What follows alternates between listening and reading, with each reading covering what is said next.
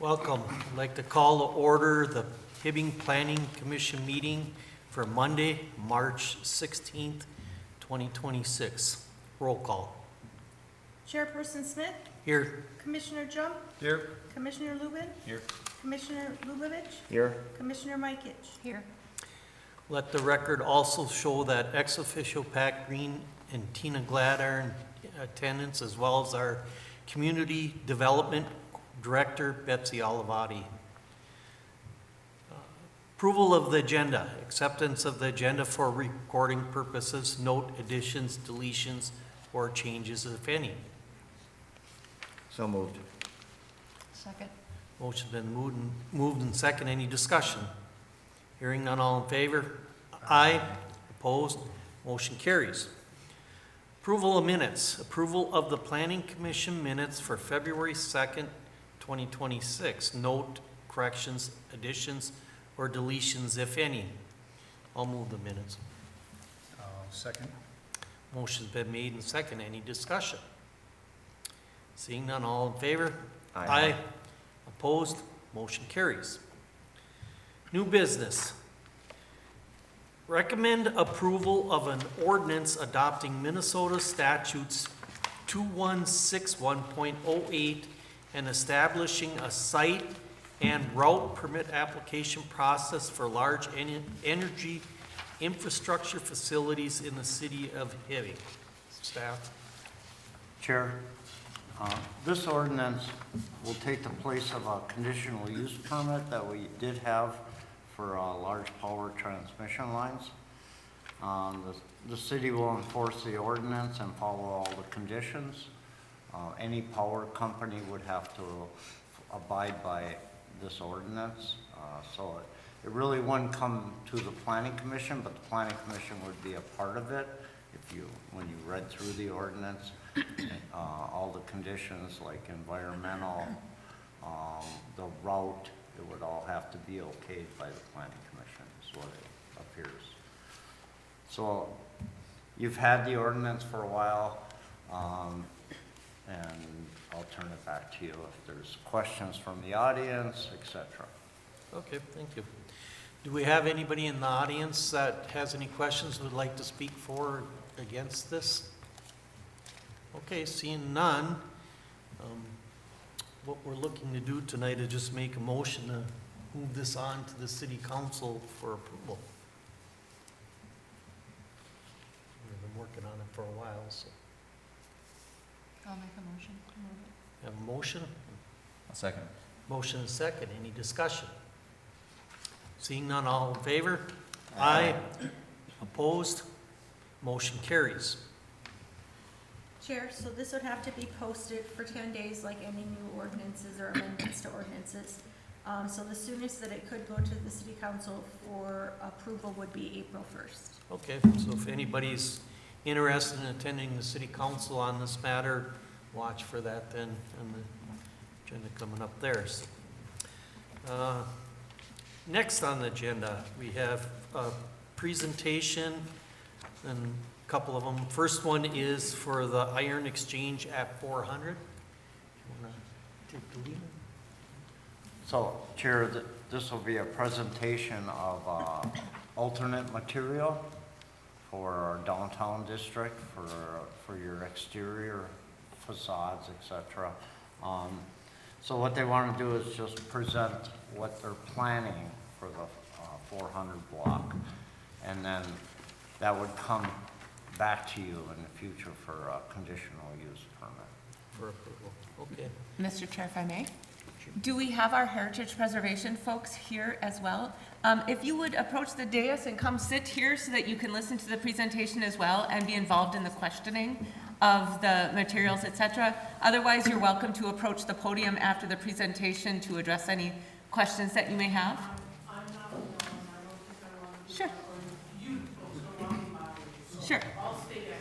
Sure, excellent. And then, Mr. Chair, members of the commission and the Heritage Preservation Commission, just so you're all aware, we've talked about the 400 block project for quite some time. The EDA worked to acquire the entire block. and is working to demolish that entire block with the buildings from 402 to 416 East Howard. From there, after that demolition, this project is with Rebound Partners, is the developer that the EDA went through a process to select and entered into a pre-development agreement. These steps are working towards a full financing package as they are all approved so that they can have a full, complete project and then fill out the financing package and then bring that back. So the conditional use permit and some of this work, you'll notice on that application for conditional use that the EDA, because we are still the owner, or the EDA board is still the owner of the property, that they are the ones as the applicant with the project, which is Rebound's project.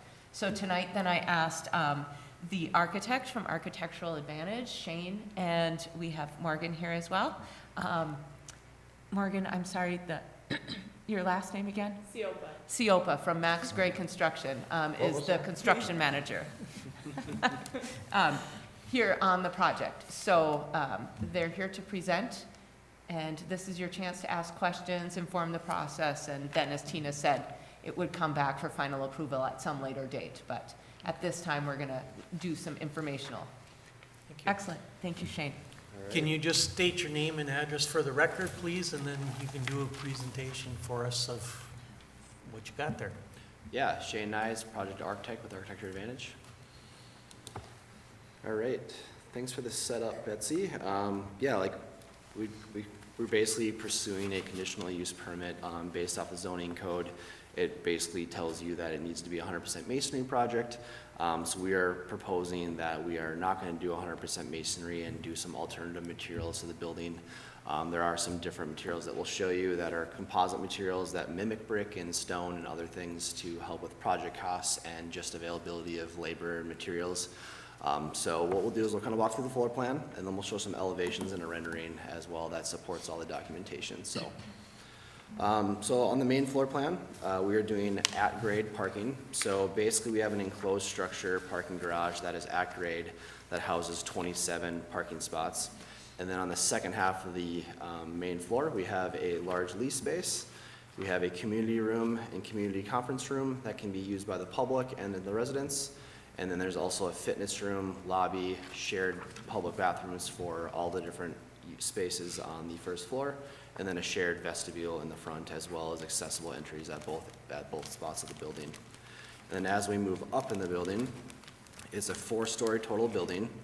We have 15-foot floor for the first floor, and then we have 11-foot floor-to-floor floor plates on the rest of it. So the second, third, and fourth floor are all identical, and we have 3 studio units total, 27 2-bed total, and then 18 1-bed total for 48 units on a 3 stories of residential with a podium on the main floor.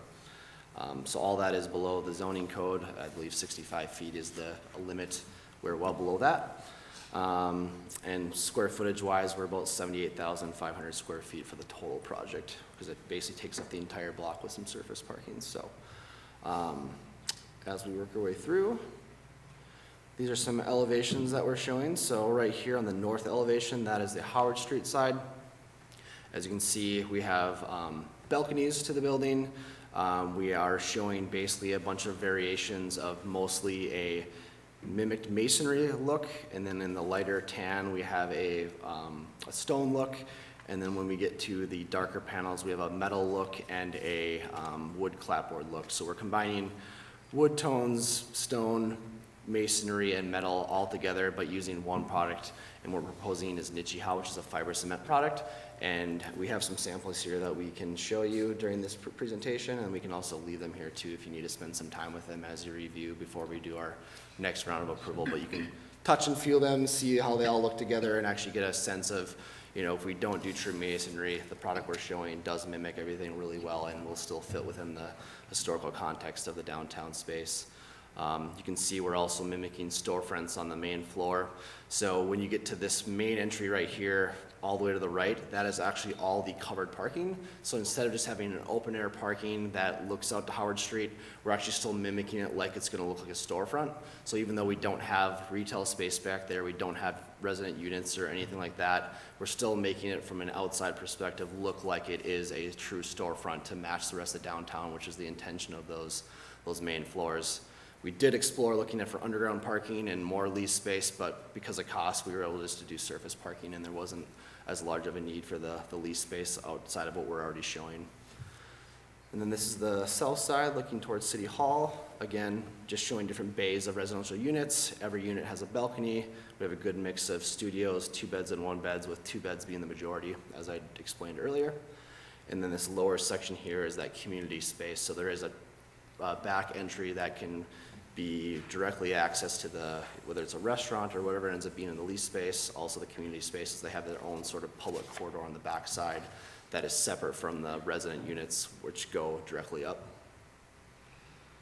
And here's just a look at the east and the west facades. So again, just like the other buildings downtown, trying to mimic that stone and how we step up into a lighter stone material and then either a darker concrete panel or a darker metal panel is what we're trying to mimic on the upper portions of the 2nd, 3rd, and 4th floors, and just kind of showing how that storefront relates to the street, and then as we build our way up.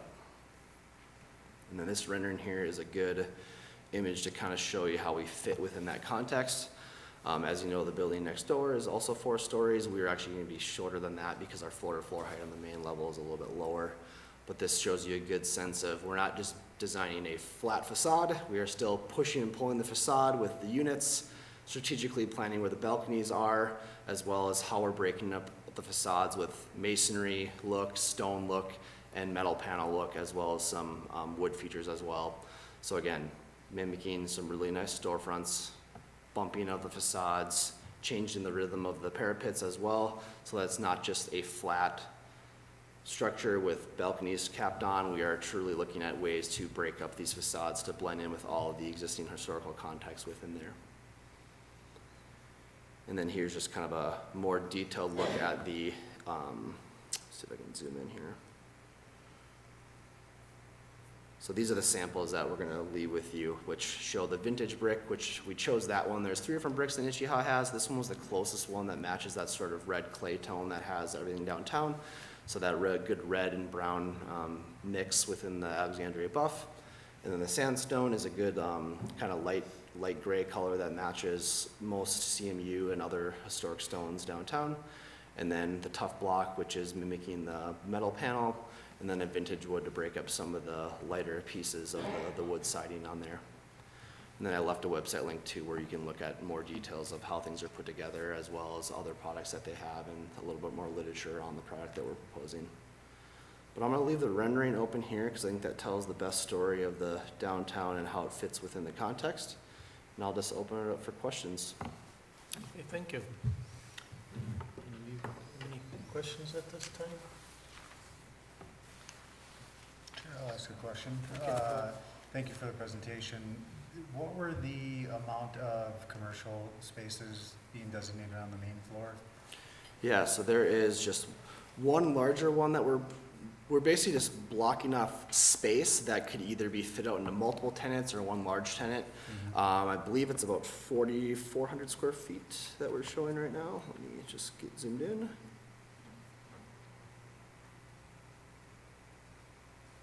Yeah, so 4,400 square feet right now, so we're showing just one large lease space, and then there's a potential that we can break it up into several smaller ones as well. But right now, the developer is just working on finding tenants for one larger space. Okay.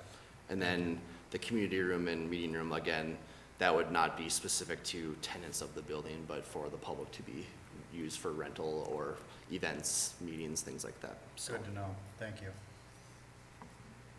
Anybody else? Is there anybody from the Heritage Preservation Committee that has any questions at this time? I have a question. Yeah. Where, how far do I go? Try not to breathe on any of you. I have a question about the brick. Could you show us, so this is not real brick? Correct.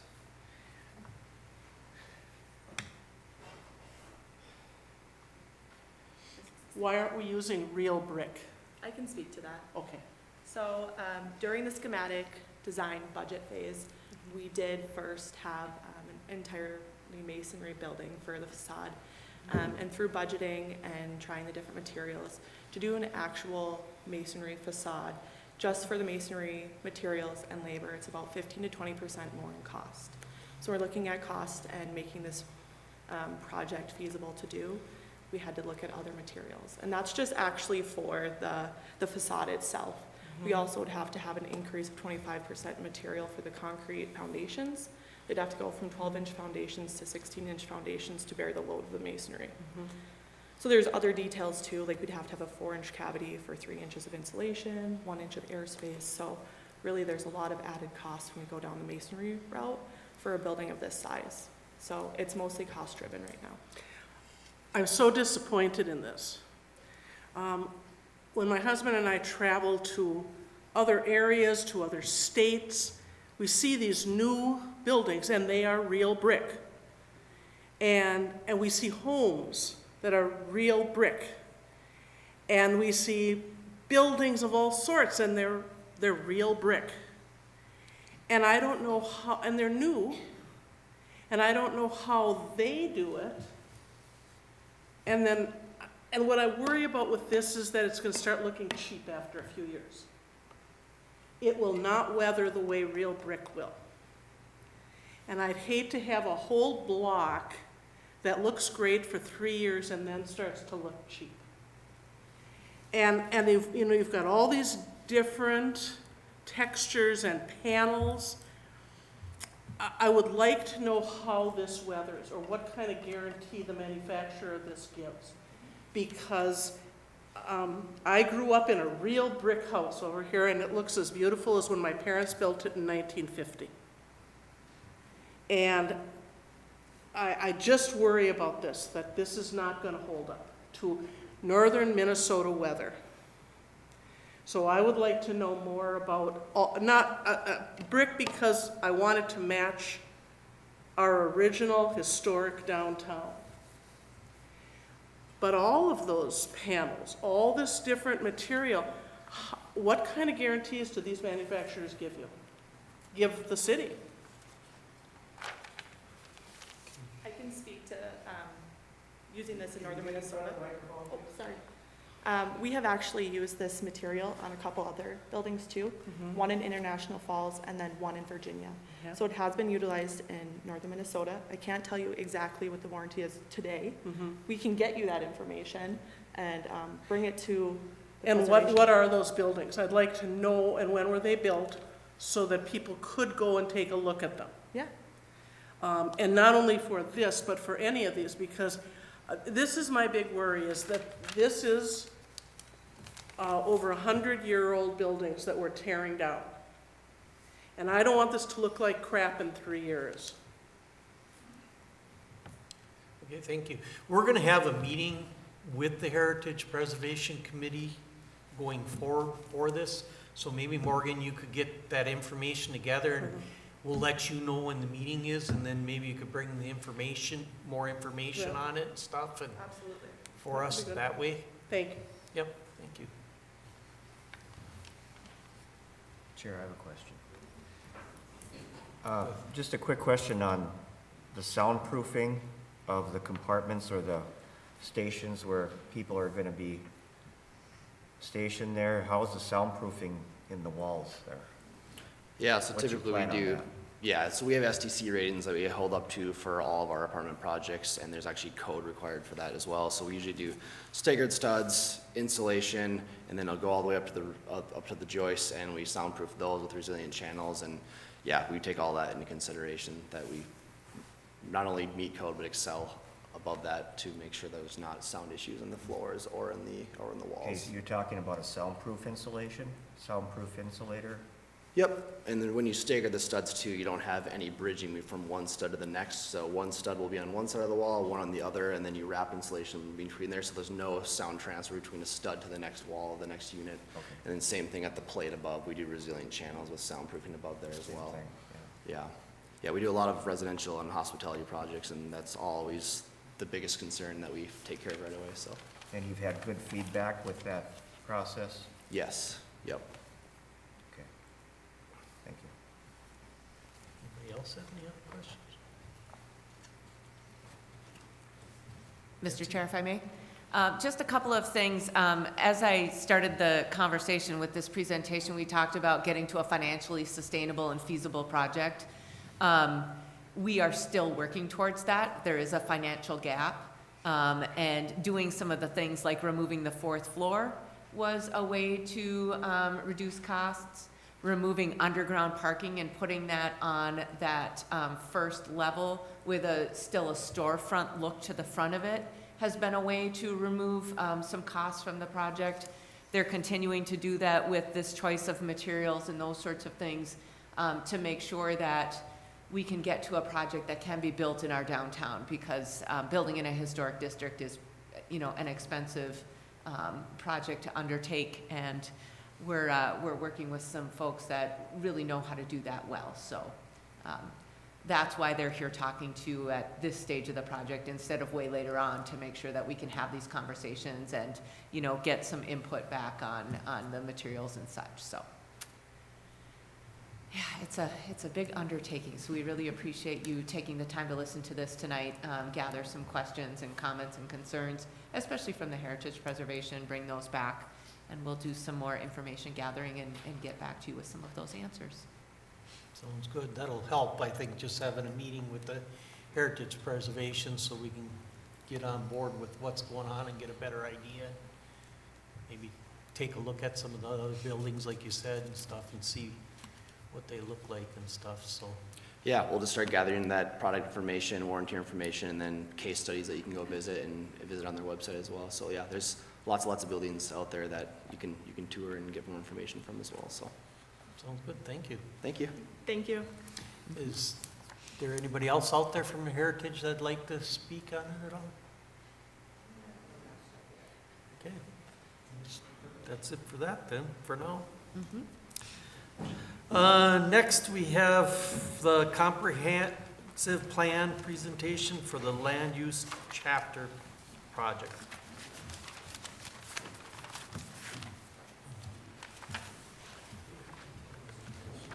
Staff. Okay. Chair, this land use section is for the comprehensive plan. They brought it to the planning commission a couple of times for future land use, it's called, and ideas of where future use would change and for the city of Hibbing.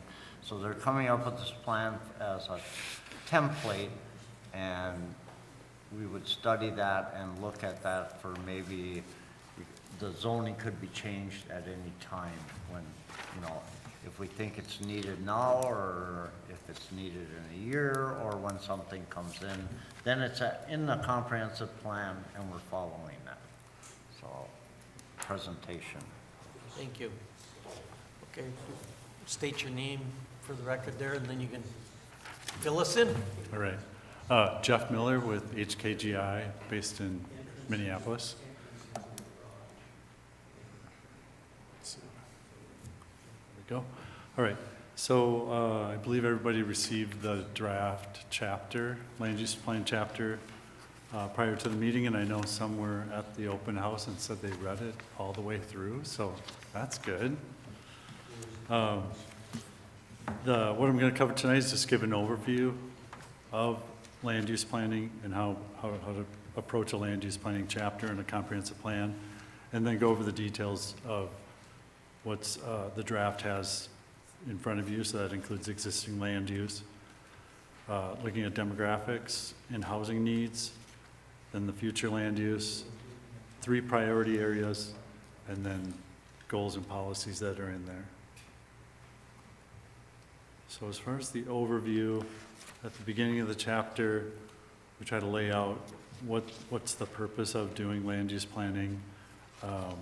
So the need for it is that in a comprehensive plan, there should be a high-level, long-term guidance for preferred land use types and where they should be citywide. So it's different than the zoning map. It's meant to be more long-term and not focused on the development that's happening right now. So to do that, you typically establish future land use designations that are less detailed than the zoning districts on a zoning map. And then there's a future land use map. That then, as Pat referred to, would be the guidance for updating the zoning code and the zoning map after you adopt the future land use plan or land use plan. It's also meant to help strategically promote where future development and redevelopment opportunities are by having those future land uses identified. And just as a context, in the current comprehensive plan, this chapter is called the natural environment chapter. So the intent is that this land use plan chapter will replace that chapter in the comp plan. The rest of the comp plan stays in place as it is. I have quite a few slides, so I'm going to go through them kind of quickly since you've had a chance to look at the chapter yourselves. But, we tried to lay out at the beginning of the chapter for yourselves, for the public, the basics of, or the best practices of doing land use planning at a comprehensive plan level. So that's what this slide is about. So the current plan, I don't know how much you've looked at that over time, but the current plan does not have really a citywide existing land use plan or land use map in any detail. So there is a map in there that's called the existing land use map, but it's really small. It doesn't include the whole city, and the number, I think it's 6 land uses are on that map, and you'll see on the map that's in the draft chapter, I think it's like 13 land uses, so it's more detailed. It's not just residential, it's not just commercial. There's not really a future land use map in the current comp plan, so there's no description of what the future land uses are, what types of future land uses are that the city prefers. And then those maps are not parcel based, so all the maps that you're seeing in here and that you saw downstairs on the big posters, they're done in GIS, so everything's linked to a parcel. So every parcel on that map has an existing land use that's been identified, a future land use that's been identified, and if it's vacant, that's been identified in this land use plan chapter. So the existing land use map, number one, was a lot of work. Betsy knows that. We did meet with the county staff, connected with the DNR as well, to talk about what the existing land uses are. So kind of one of the best examples is, obviously there's mining land in the city today, but how do you define that? On the zoning map, I believe mining and other industrial uses are all industrial. So what we're showing on the existing land use map and the future land use maps is that there's industrial land and then there's mining land. So separating them out, mining / extractive resources. So those are separated out to be able to see better how much land you have today and on the future land use map for development of industrial uses that's not mining related. So you can calculate the acreages of how much land you have and how much of that's undeveloped, and so it'll be a much more helpful map. So the existing land use map is showing all those things on that table. That includes residential that's out there today, commercial, mining, all those things. But a key thing is it also identifies undeveloped or vacant land, and it identifies how much of that's privately owned versus publicly owned. So as you're approaching development that you're trying to bring into the city, knowing where there's vacant land, but also what land's controlled by public entities versus private, it's really helpful to have in your land use plan.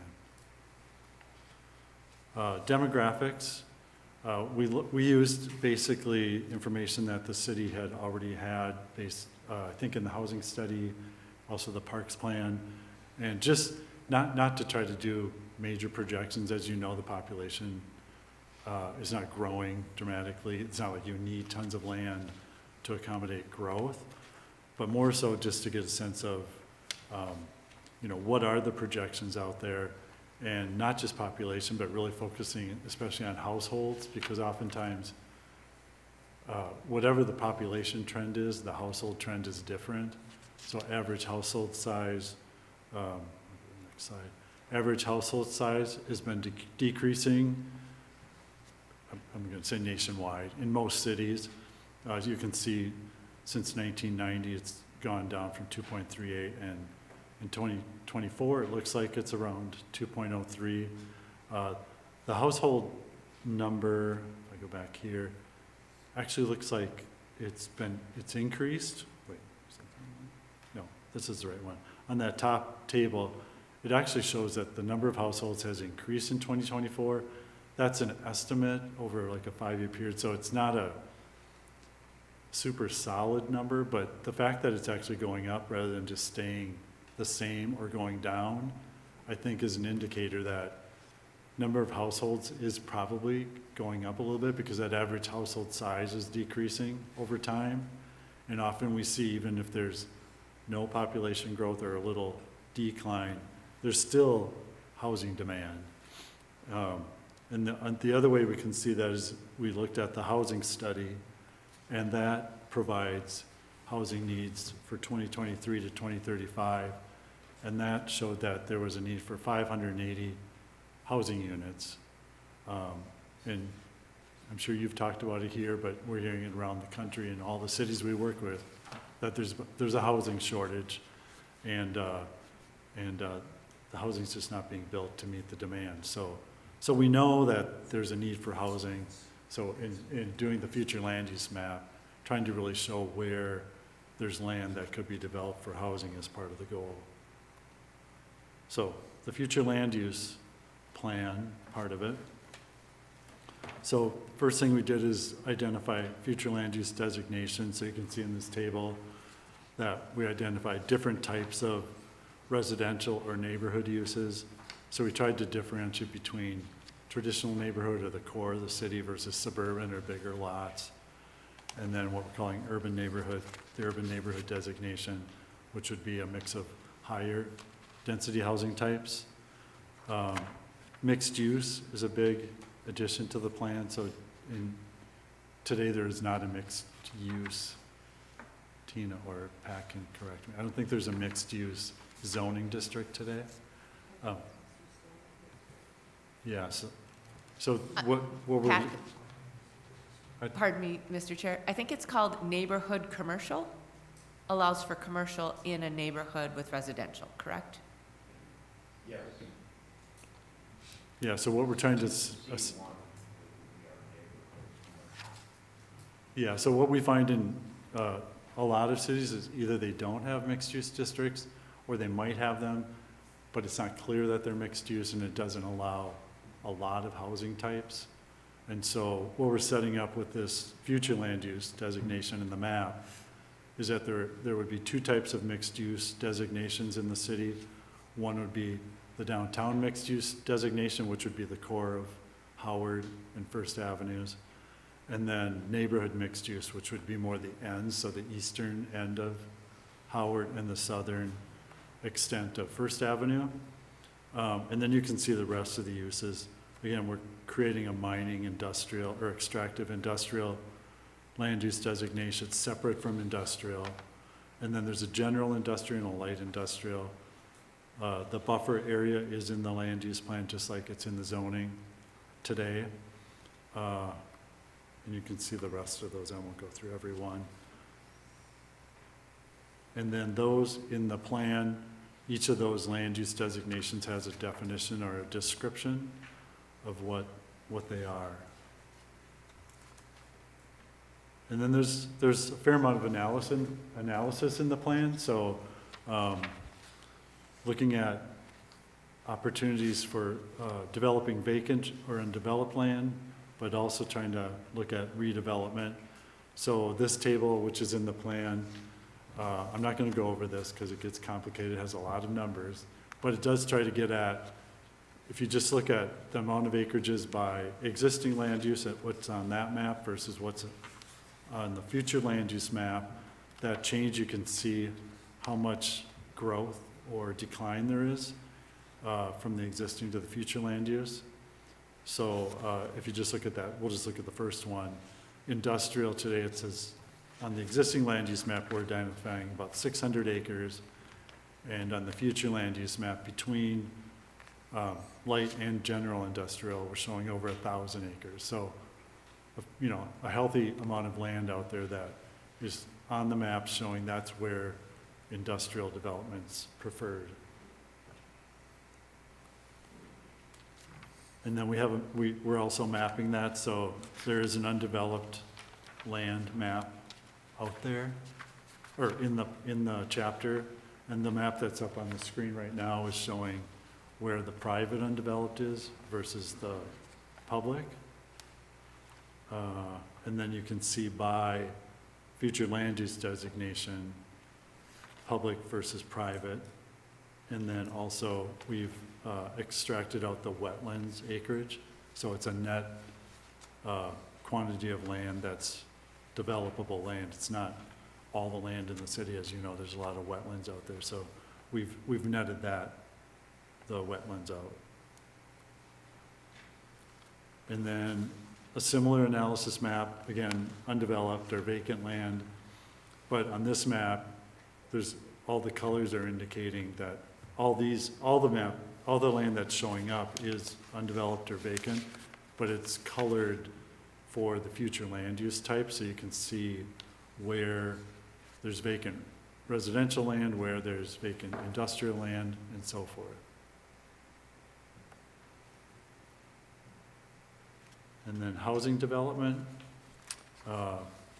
So we're looking at the land that is guided for a future land use that's residential. So there's 3 of those on there, suburban, traditional, urban, and then the neighborhood and downtown mixed uses, they also allow residential. And then we're just calculating out how many units could be developed on that land if they were developed, just to make sure there's enough land out there for each of those housing types over time. So there's an anticipated density, so you can see the lowest one is, you know, these aren't the required densities or anything. It's not looking at zoning per se, but it's saying at suburban density levels, that would be about 4 units per acre. How much land is vacant out there? If all that was developed, you could develop 3,300 units. So that's a lot. Probably the more tricky one, though, is to get at some of the housing options that are less present in the city today. So apartments, townhouses, that sort of thing. So if you go down to the neighborhood mixed use and the downtown mixed use, you see that there's not a lot of vacant land. The densities are higher that could be developed there. And we did look at the project, the density of the proposed one, to try to help us figure out how much, how many units could be developed on an acre. So you can see in the neighborhood mixed use, just vacant land right now, there's probably only room for 25 units there. And downtown mixed use, only 158 units.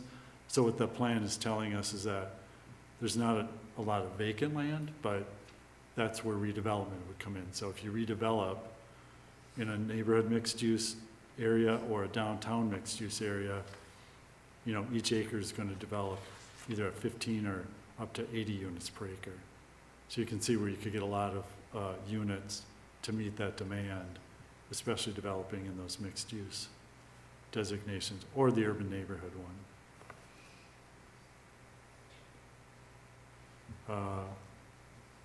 And then in the plan, the city had identified that there was 3 priority areas to show in the land use plan, so the 3 are Highway 169, that corridor, the Highway 37 corridor, and the downtown area.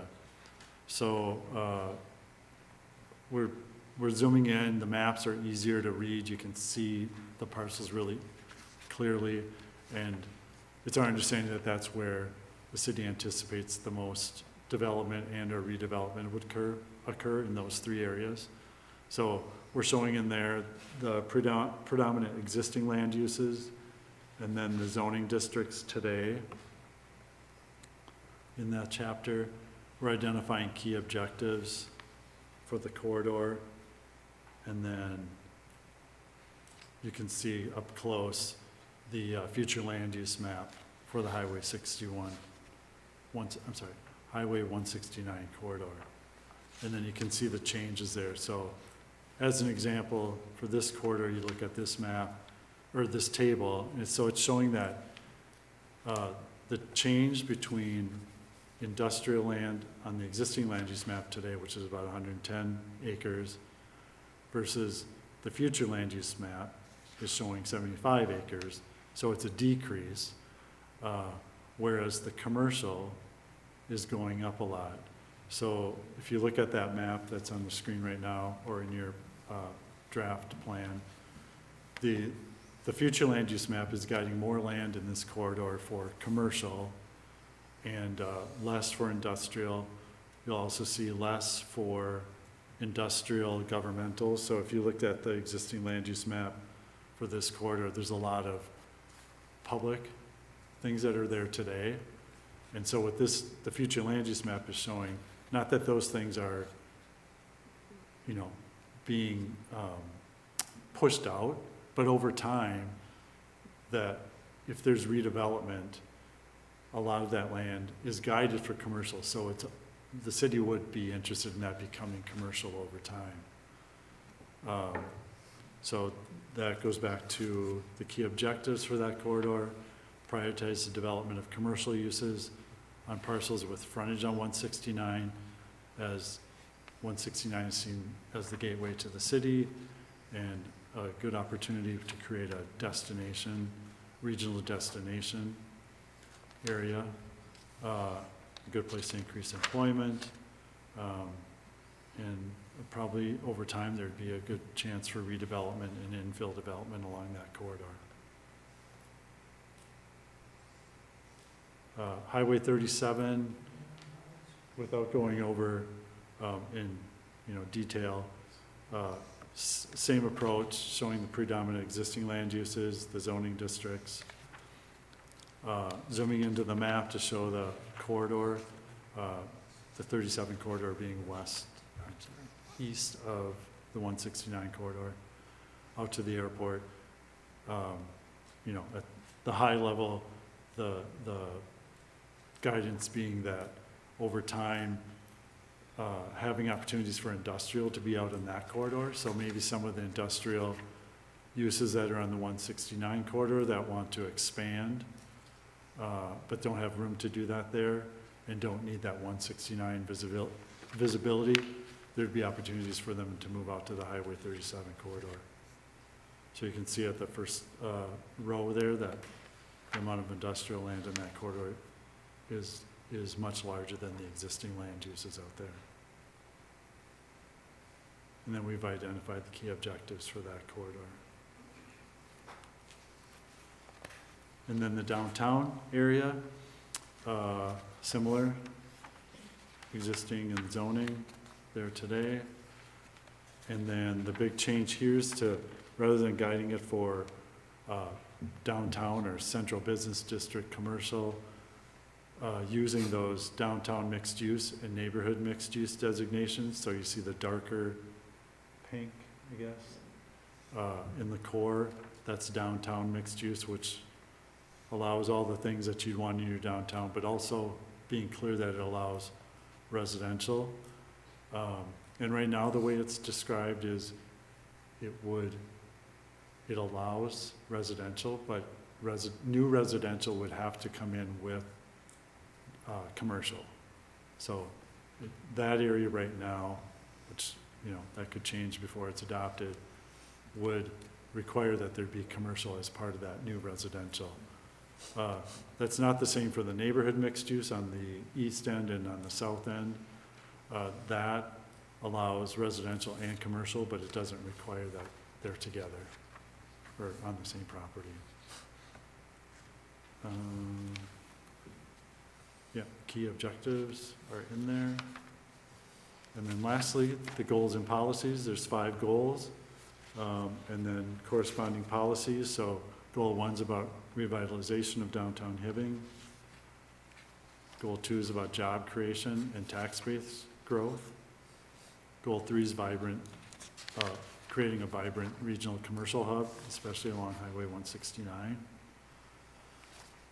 Goal 4 is about housing revitalization and new development. And goal 5 is about conservation and management of natural and recreational resources. I think that's it, other than next steps, other than your comments and or questions.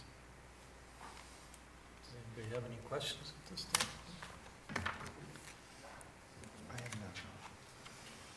That's something good. Mr. Chair? So Jeff has worked very closely with the Planning Commission staff and myself, Community Development staff, to bring together this very large project. It took several months. You guys have seen a couple of iterations, and we had 2 different open houses, those sorts of things. However, I just wanted to mention that if folks were not able to attend the open house tonight, this information will be online, and there will be a link that they can still address some comments to the commission for your review and to staff as well. And then I know Tina has the schedule for how we're moving this through the rest of the process, but I wanted to make sure that folks, if they didn't have a chance to go to the open house today and really did still want to give some input on it, that they knew it would be on our website, that they could still give some input that way. Chair, so this will come back to the planning commission on April 6th for recommendation to go to the city council then to insert it into the comprehensive plan from 2018. Sorry. You have to redo it. And then after it goes through us to the city council, this does not have to be posted like an ordinance does, so then it would go to the city council April 15th. Okay. If I could just elaborate on what Betsy said. So the plan is online right now, available on the city's website. And there is a link on there that if you click on the link to review it, when you click on the link to review it, you can actually put comments right there. It allows you to enter your comments right there so that we receive those. So it should be easy for you to get us those comments. Okay, sounds good. So if anybody's interested and they have anything they would like to comment on, go ahead and do that. Excellent. Thank you, Mr. Chair. Thank you. Thank you, Jeff. Yep. Okay, moving on, and under discussion items, we have the draft shipping container ordinance. Chair, so we had a temp meeting with the chair and Corey, Commissioner Lupovich, and came up. We've also had some meetings with city attorney, city administrator on shipping containers. And so what you have and what you've received is a draft ordinance on the shipping containers. It covers every zone where they're permitted or would require a conditional use. They're not permitted in the urban area, which is our R1, 2, 3, and 4 residential zones. So, I mean, things can be added or there can be questions to this. It hasn't been brought, for recommendation yet for you to recommend to the city council.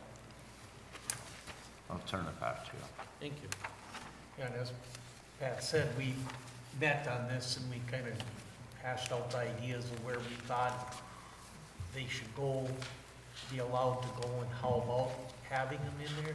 So that's basically the information we're giving you now, so you can review it and stuff and look through it for our future acting on it. And we did come up with, instead of saying 1 or 2 or 3 or 4, square footage of containers. So most of them are 8 by 8 by 30, 20, 20, and 8 by 40. 40. So if you guys want to just look through that. And they're not a structure, so as far as the building code, they're not, there is no code on them. So this would fall under our zoning, land use, like sheds under 200 square feet is a zoning permit. So, and we did look at where they should be put in different zones, front yard, side yard, rear yard.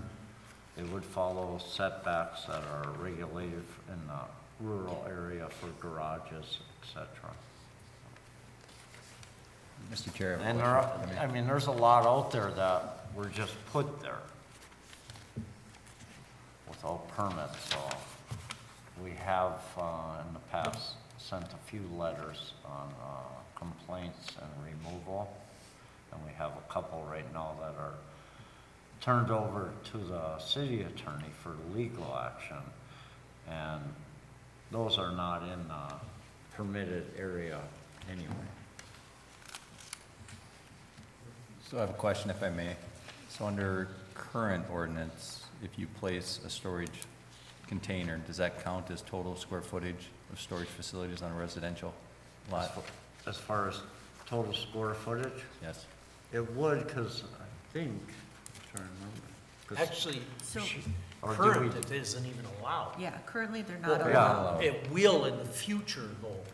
And it would count against that Yes. So total? it would count, yes. Yes. Okay. So, like a 10 by 12 shed does. A Okay. 10 by 20 shed still counts as accessories, And- structure. And I think And that these are that's, listed as accessory. and that's why in section 3, the city attorney, adjusted that definition because we wanted to make sure that it was part of the, accessory structure square footage. Okay, thank you. Any other questions? Yeah, I got one on that. What if, what if, someone tries to sidestep you with, leaving the axles and wheels on? And I'm sure there's gonna be, Then they have to be licensed and operable. okay, And we did cover that they Sure. could not use semi-trailers. Yep. okay. We did Yeah. cover that in So our I've seen, discussion. there's some of those out on rural properties Correct. as well, yeah, so. And I'm sure that there's gonna be some that aren't gonna come to us for zoning permits, just like they're out there now, and it's gonna be a complaint basis, just like it is now, and when we find out about them, we'll address them. Sure, thanks. Anything else? I guess last thing, sorry, with the, like, how does the public get notified then of the, new ordinance to where, they're notified, well, if you have one, here's this process to make it legit? So the ordinance has to get, if we Yeah. recommend approval, it has to get posted. So then they, typically, I think Kelly posts it on our website, to, social media. I don't know that it goes in the paper, but that's the way they become aware of it. Sure. We do get a lot of calls about them as well, but that's basically how they would become aware. Okay, If we get phone calls about them, we also can address it that way. got it. Most of the phone calls we've gotten, only one has been in a rural area, otherwise they've been in the urban area, so. Yeah. Okay, thank you. Any other questions? Okay, seeing none, we'll move on then. Next on the agenda is the draft amendment. If I can, if you want, then this would then come back to you again on April 6th. if everyone chooses, for recommending then to go to city council. So at that time, you would have your say if you don't want to recommend it to city council, but it would come back to you April 6th then. Enough time for everybody to review it, I would believe? Yep. Yeah, should work. Okay. Okay, then next is the draft amendment to ordinance section 11.51 off-street parking and loading spaces. Chair, this would be, this is for information right now, but this would be an ordinance change to our parking regulations and for our residential use in our C2 and C2B, which is Howard Street and First Avenue. It would just be a change to the off-street parking in our parking regulations. Ordinance change, Amendment. or amendment. That's why there's two of us. 3. Mr. Chair, if I Yes. may? Thank you, Pat. So this now is coming in front of the Planning Commission because the EDA undertook a traffic and parking study in the downtown corridor, which included Howard Street and First Avenue. A few years ago, we did just look at the parking, and then we knew we needed to incorporate the traffic flow into that. So as that project has gone along, we've worked with Pat and Tina, we've worked with the Public Works and Engineering Department as well, because they plow snow in those areas. And they did a lot around some traffic counts and different things in the fall. That information has been workshopped now to the city council, but one of the pieces that is coming out of that is a parking ordinance amendment might be required for our downtown. It will dovetail nicely with the 400 block project, but it's not specifically pointed at that project or meant to change the parking requirements in the downtown specifically for that project or, or as a result of it. So this is pointed at the entire C2A and C2B zoning districts in the downtown, and will change the chapter on that, or the section on that slightly. We do have a individual from TC2, which is the consultant that worked with city staff here at the city of Hibbing on the parking and traffic study. I believe Stephanie is online, ready to sort of chat about why this ordinance amendment is being recommended and what we're going to do from here. So Stephanie, can you hear us? I can. Thank you, Betsy. Excellent. So Stephanie, if you can state your name and your who you work for. I know the chair usually asks for that, and let's make sure we get that information in front of them.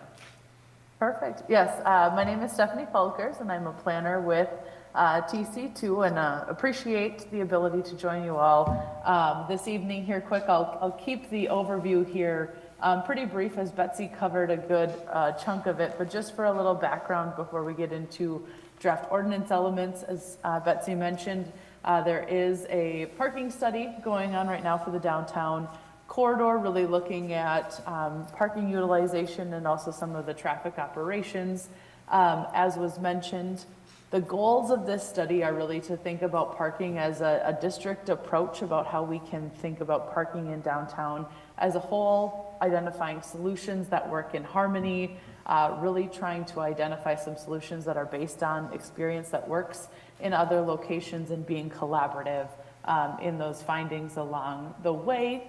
So really the study started with looking at an assessment of existing parking, how many stalls do we have on and off street, and how are those stalls used throughout different days of the week and times of the day, and then also a traffic assessment of understanding the flow into and out of downtown, how the different signals work and things of that nature.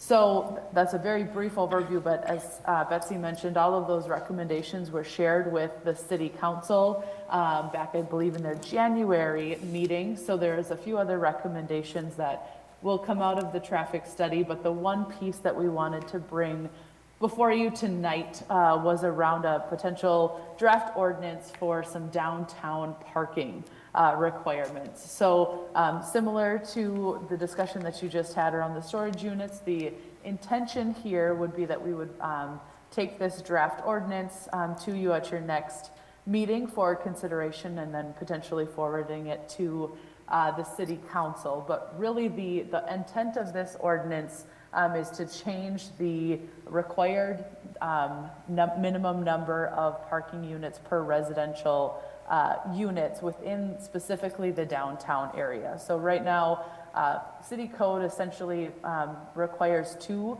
parking stalls per unit for all residential types. And so this proposed ordinance would change that minimum to 1 space per unit. So for example, a 20-unit development right now would be required to have 40 parking stalls. This amendment would change it to just 20 parking stalls within the downtown area. The current draft is written to apply to any developments that would increase the number of dwelling units. So whether that's a brand new development like the 400 block that you were chatting about earlier this evening, or any other expansion, change of use, or redevelopment would follow under these rules. And when it comes to the authority and things of that nature, the draft does include some conditions for deviating from those rules. So if there was, again, using that 20 unit development only could fit 5 or 15 parking stalls on site, for example, they would be able to come forward and ask for a variance from the city to reduce the number of required parking stalls. But the draft ordinance does require that they would have to complete a parking study to show that that reduced number of parking stalls does not create adverse spillover impacts or on the public parking on or nearby the site from that standpoint. And so I think the last piece I'll note before I pause for kind of questions and comments is just the ordinance does lay out what the requirements of that parking study would be. So we would require a general description of the overall project. They would also have to do a inventory of existing parking stalls on site and on street in the surrounding area, have done and analyzed the existing parking utilization. So how are those existing stalls being used today? They would then have to study and create an estimate of the parking demand once the development was completed. So how many stalls are going to be used at different parts of the day, and then identify mitigation measures. So and some recommendations. So with that reduction of the 15 stalls, what are some different tools that they would use to make sure that all of their residents have parking and again isn't creating an undue burden onto others from that standpoint. So really tonight, this is kind of a high level overview, but hoping to answer any questions that you have about this potential amendment before it would come before you for a public hearing and consideration. Any questions of the commission? I got one inquiry or question just on the process.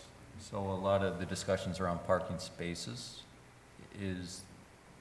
will the study and ultimately the ordinance define what constitutes a space from terms of size? Is that standard?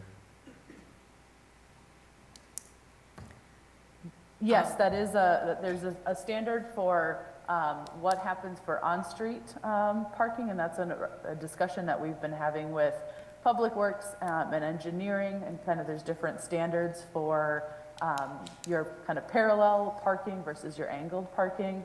And then there are also standards for a lot size for the parking lot size on site. So when it's on a development as well. So there's just a couple different variations there, but there are standards from that standpoint. Okay, thank you. I just want to clarify for the offsite. So if a housing unit has 20 units and they would, under the new ordinance, offer 20 spaces, would all those spaces be equivalent size? Or have to be?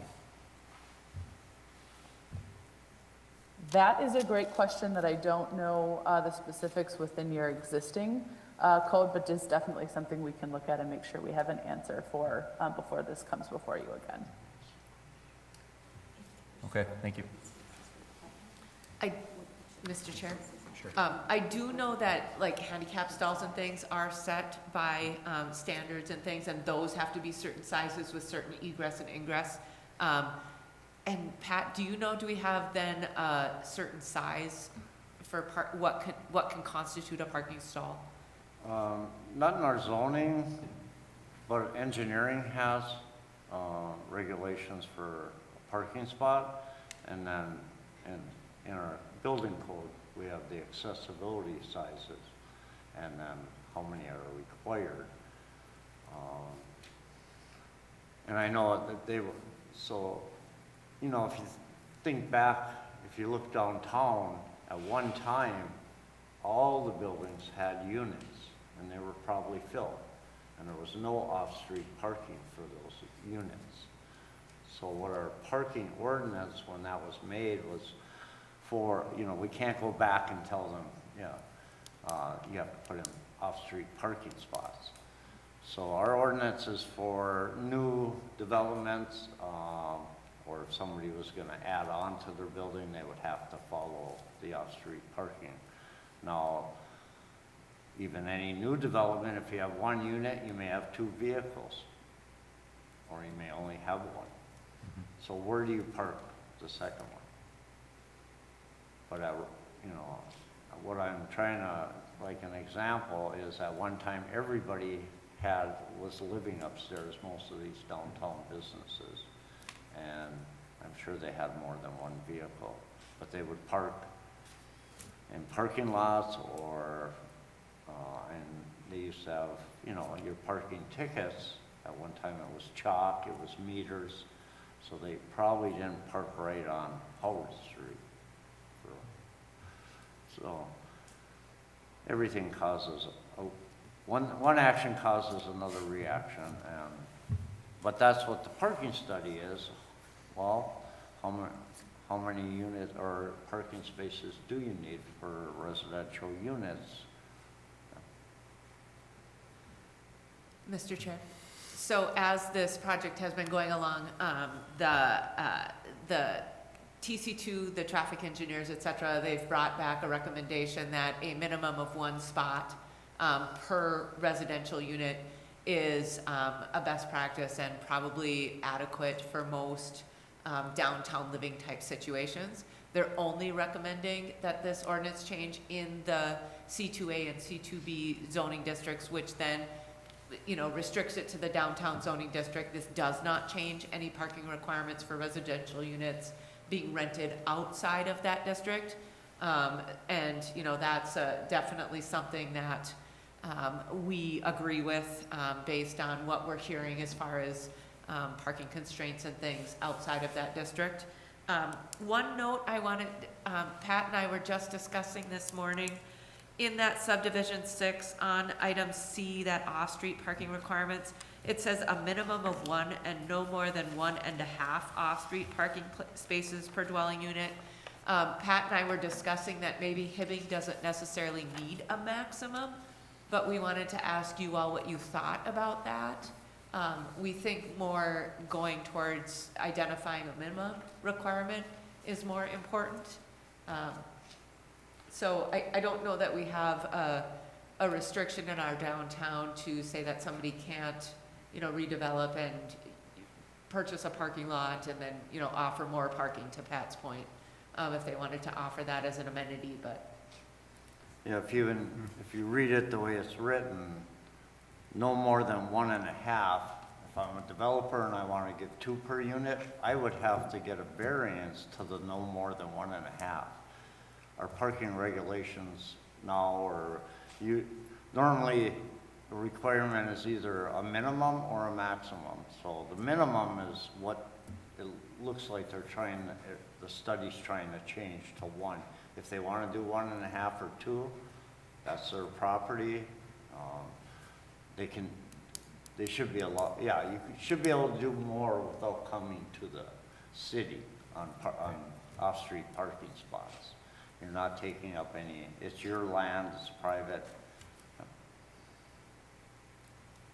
So that would be changed. Yeah, that could To be, just a minimum of one. You can always do more on that, on parking. So obviously, there'll be exceptions in this district as we go along, if we go forth with this, no more than one, for example. there could be. There could be exceptions that we would entertain. If it says a minimum of one, Commissioner, that means you're allowed to do any more without asking. Yeah, my comment was if they wanted more than just the one. Yep, that's fine. Right now, the way this is written, you'd have to get a variance to actually have more. Right.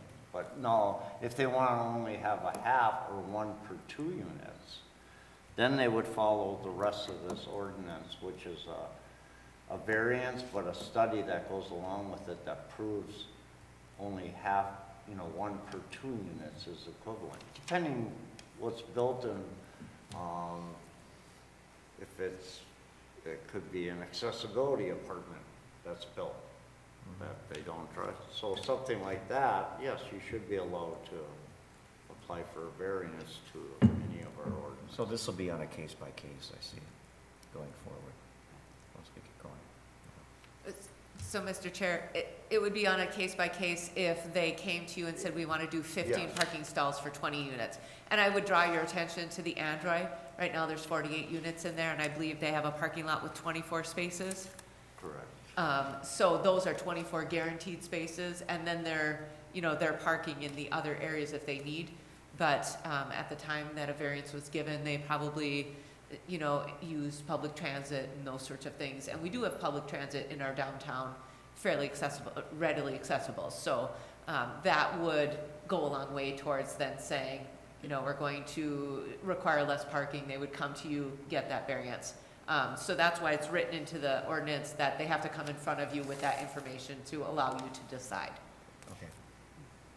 And Mr. Chair, if I could just add, for context there, in what's required within the parking study, based on the draft ordinance now, is that they'd have to show mitigation measures for, again, using that, providing 15 stalls, but 20 would be required, what that gap is in the missing 5. And so maybe they would have, if it was near, if they could use some on-street facilities, maybe they worked with the city so that those on-street stalls, had a parking limitation, so they were only open to residents at night or things of that nature. So that study that would come forward for you all for consideration, and the variance would have the specific measures identified so that they had a plan for how that parking would be provided, or again, if there was transit or something that the users, that residents didn't have cars, that they would have all of that spelled out for you for consideration.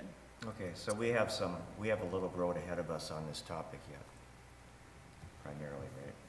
Well, that depends. If you like the draft ordinance with a minimum of 1, and that one change in there, then it would come back, as Tina said, at April 6th. It would be April 6th with this one, too. If you like the ordinance with the one change of just making it to a minimum of 1 off-street parking space per dwelling, they would amend that, and it would come back April 6th for recommending to go to the city council. Then we would only see this if somebody needed a variance to this ordinance, then it would come back to us. Then just the variances, is it? Okay. The ordinance itself would not. Right. That would go on. That'd be established then. Any other questions of the commission? So this amendment would, right now in our zoning book, we have parking regulations for different zoning districts, highway commercial, Lowe's, Walmart, how many spots are required. So this would go back and this is in our regulations right now as 2, per unit. So the idea is to amend it to 1 per unit, and that would come to you April 6th as an amendment. Any other questions? No? Thank you. That's about it. Before adjournment, any other comments the commission has, or questions at all? Hearing none, I'll entertain a motion to adjourn. Moved. A motion. Is there a second? I'll second the motion. Motion and a second to adjourn. The meeting, all in favor say aye. Aye. Aye. Aye. Opposed? Meeting is adjourned.